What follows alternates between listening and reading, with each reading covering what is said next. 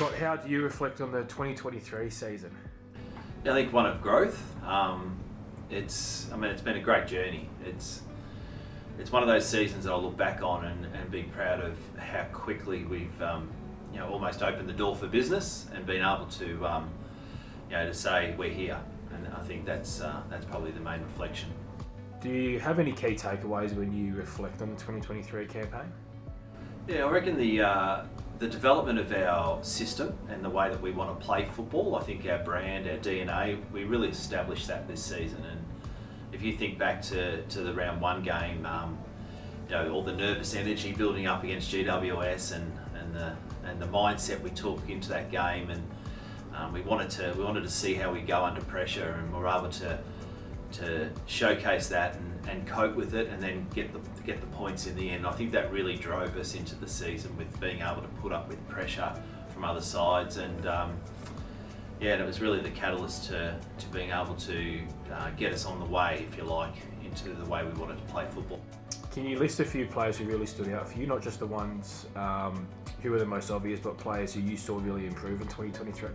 I think if you look at some of the players that were on the list the year before, that's probably where you judge your growth from, rather than the ones that came in, and obviously they've had outstanding seasons. But Soph Hurley's gone to another level. Brenna Tarrant, in particular, down back, was just a rock down back for us, and Ellie Morfitt's improvement was outstanding. Ella Heads has gone to another level, and you just keep going through, and they're the ones that I reflect back over the last few days and think, wow, their game's gone to a new, and they're all young, and they're still 22 and under. So you're kind of really excited about what's to come.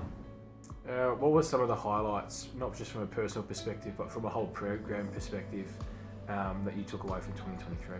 Well, round one was very important against GWS, and then I've spoken in the media about the gap in between the first win and the second win, and not being 7 weeks, 8 weeks. We really wanted to nail that second win, so I think the second win to me was probably the most special win, and just able to do that in a few weeks after playing Geelong and Brisbane, 2 tough games in round 2 and round 3, and then getting that second win, that was probably where I thought, okay, here we go.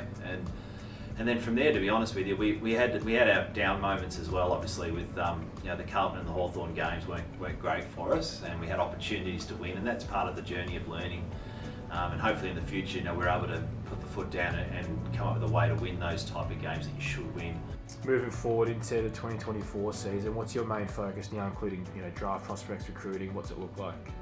Yeah, we talk about the journey we're on, which is sustained success. We just want to get better all the time, and it's not about winning premierships. It's just about being competitive all the time, and then letting that sort of results take care of themselves. And that's really our mantra. So for me, the key thing for 24 is how do we take what we've done this year and take that to a new level. So we've got a little bit of work to do with our ball movement still and decision making. So we'll work on that over the summer. Planning to do a little bit more with our team defence and being able to defend teams a little bit better. Stopping opposition momentum, all those things, and then really looking forward to the girls getting fitter and stronger, which they need to do collectively. We're 2 pre-seasons in. The majority of the group have had 3 pre-seasons, so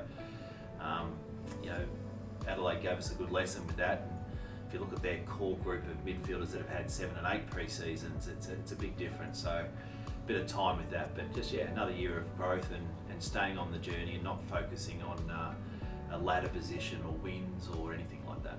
And just lastly, how do you reflect on the support, not just from our members and fans, but from the whole club in general throughout 2023? Yeah, it's so important. I think it's unique, the competition, and we've set a standard now that everyone's talking about with that, and that's really good. That's a big feather in our cap, and it makes such a difference. Just during the week when you've got people and players talking to you from the men's program, you've got them discussing the ins and outs of the game, and it's just a good feeling to know that you've got the support. And it's not necessarily hands-on support that you're looking for, it's just to know they're invested in what you're doing, and vice versa with us with the men's program as well. And that whole of club approach is, a lot of clubs have that as well, but we have it on a level that I think everyone's aiming for.